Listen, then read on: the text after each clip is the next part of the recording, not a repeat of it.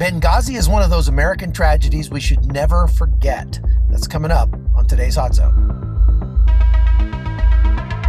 This is the Hot Zone.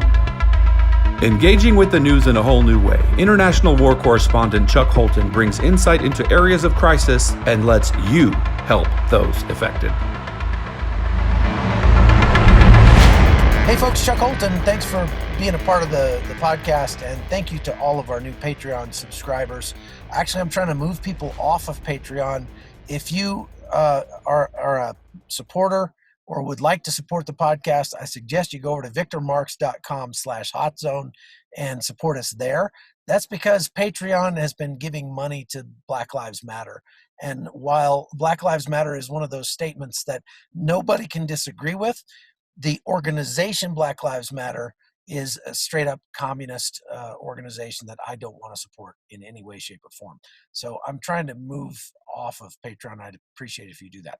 Okay, we're coming up on the 8-year anniversary of the absolute tragedy that happened in Benghazi.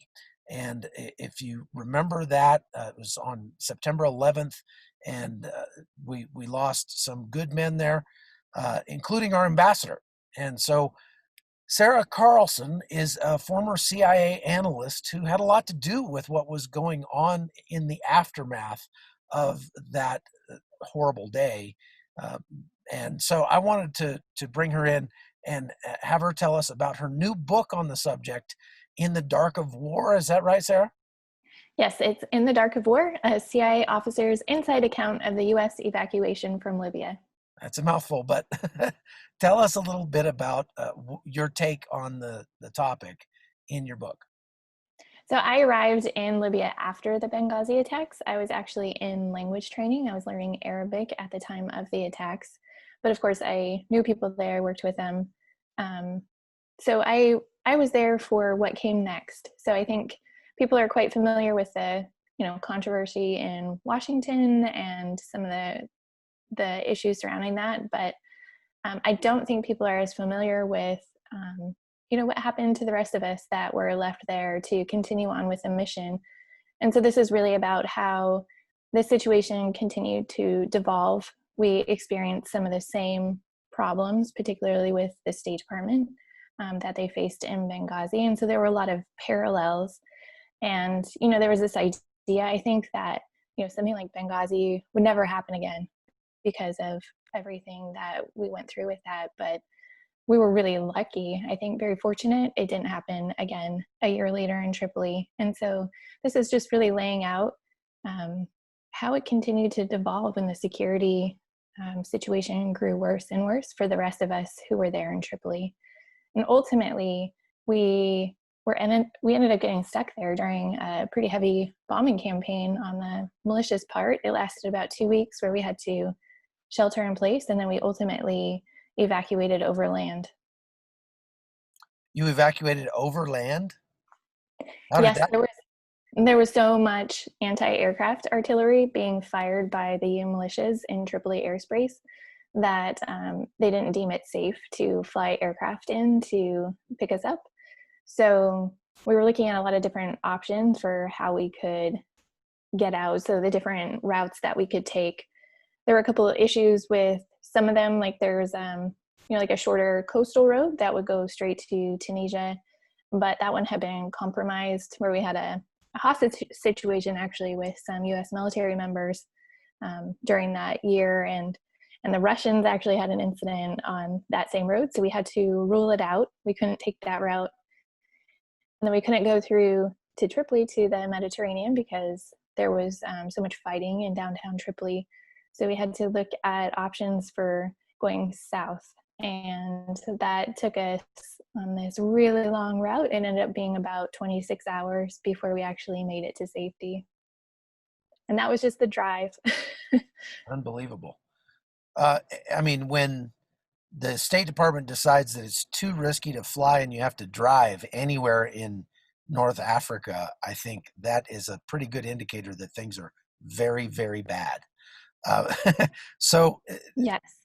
Now in the movie, I noticed something that was really brought out that I have seen in practice around the world, anytime you get the U.S. military or military contractors and the State Department together. And that's this sort of conflict between the blue bloods, we are here saving the world and we know what's best for these people. And we're the ones who went to Harvard and Yale, and you're just a bunch of knuckle draggers. And so they don't want to listen to their security personnel because they don't have the pedigree. Did you see that in action? Was that accurate there? There was definitely conflict between our security officers who were former military. So all our security officers were, they had about, I think the minimum requirement was 7 years special operations background. So they had a lot of expertise in their field. And there was conflict with them and the State Department. I think there was a sense that, sort of they were overly relied on to go rescue them whenever something came up. So they're anything from a really small incident like a flat tire to like the ambassador's convoy being fired on, they were called upon to go and provide assistance. So that just set up, this kind of conflict, as you mentioned, this dynamic where they felt like, they weren't being appreciated for what they were able to do. Can you speak to the issue that I haven't heard reported on much, but just reading between the lines again with my own experience overseas, and the ambassador was in Benghazi, but the secure area was in Tripoli, and I've never really heard a good explanation about why the ambassador decided to go there with such a small detail, and there are some pretty nasty rumors, frankly, out there about who he was. He was an Obama appointee, but that, his proclivities and preferences and that sort of thing, that may have contributed to him being in the wrong place at the wrong time when all that happened. And this is not to besmirch him in any way necessarily, but it's just that, can you try to help people understand a little bit better how that tragedy was constructed? I think that's the best way to put it. Tragedies, in my opinion, don't just happen. They're usually built by a series of bad choices. What was the series of bad choices that led to what happened in Benghazi and what happened after that?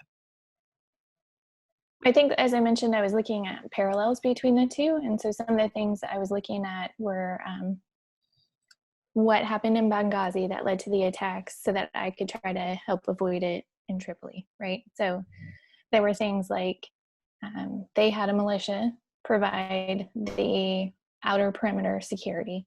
Normally in a country that would be done by the law enforcement, the local law enforcement or local military, something like that. Libya didn't have that. They were completely lawless still. They're still in that situation. But the interesting thing is we still did it a year later in Tripoli, right? So we were still contacting with militia to provide our outer security. Then there was also, a series of attacks that actually led up to the main Benghazi attack. They were really small. They were directed against foreign diplomats, primarily Western diplomats. There's like an IED against one of the embassy or the temporary mission facility. There was a shooting. I think the British or UN convoy. I can't remember now. But there was this series of attacks. And so we were looking at that as an indicator for what could happen in Tripoli a year later. I think the other big one that people know about there was not enough security, right? I think that was one of the main controversial points. But I can tell you in Tripoli, even just a year later, there was not enough security. We had a Marine combat unit they brought in instead of like the normal Marine security guards that you normally find at an embassy. And so we did have a Marine combat unit, but we couldn't do anything to defend ourselves against, rockets coming in. And so there was still not enough that we could do. And even on the in the convoy on the way out, I talk about how they actually designated me a tactical commander for this ride out, and I was, an analyst, and so that is a clear lack of security, like enough security officers to be able to get us out safely. And while I Well, was so why do you think that is? I mean, why, even after the tragedy that happened in Benghazi, were they not willing to provide enough security for you all that were working in such a dangerous place? well, I think that gets into, like how much security is enough in that situation. And they brought in the Marines, and I think they were hopeful that would be enough, but I don't think they were anticipating the bombing campaign. They were thinking more along the lines of Benghazi, but I think, as we all know, the same exact thing never happens twice. So we were looking They're at always a fighting the different, previous war. yeah. So we were looking at a different problem, and as far as Ambassador Chris Stevens traveled to Benghazi, I don't know his decision-making process for doing that. He must have felt like his meetings there were really important, and I think there was also this sense that Libyans were so grateful for our help with the intervention during the revolution that we were sort of untouchable, which was definitely not the case. So I think there were just a number of factors going on, and that's another thing that I talk about. Like, he was, beloved by the people, and so that was another one of my concerns, is that the ambassador that was there when I was there was not very well liked, and opinion of the U.S. definitely grew worse and more hostile over that year. Interesting. So what made you want to write a book about this? I mean, what would you say is the main takeaway of your project? So I started writing it in case I was called to testify, like what happened in Benghazi. So I started writing it before we actually even left Tripoli, because I didn't know what we were going to encounter along the way. Like, I thought, for truly deep in my soul, I thought we were going to be ambushed, and that we would not all make it out alive. And so I was taking notes in case we were called to testify.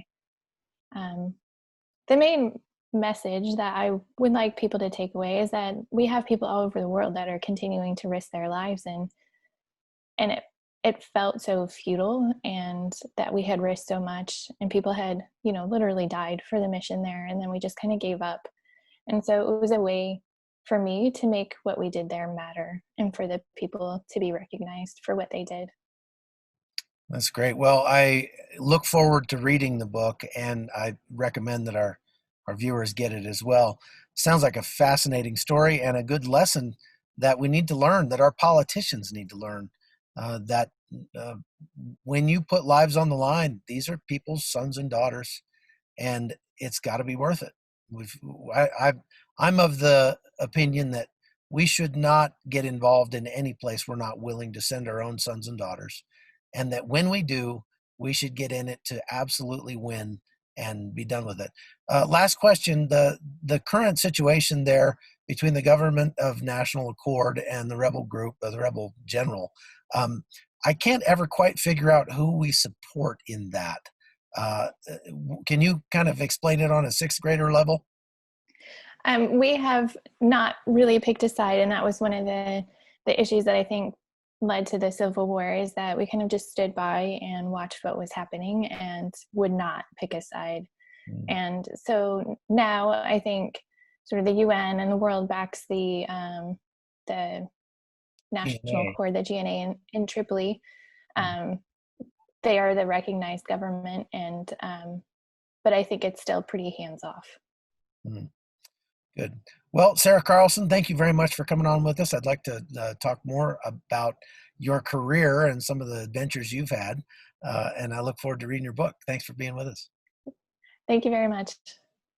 Folks, that's all we've got for the Hot Zone today. I'm camping. That's why I'm in my car, but we'll be back again here in a couple days, so stay tuned. Thanks for watching. The Hot Zone is produced by Amy Holton and Livefire Media. Copyright 2019.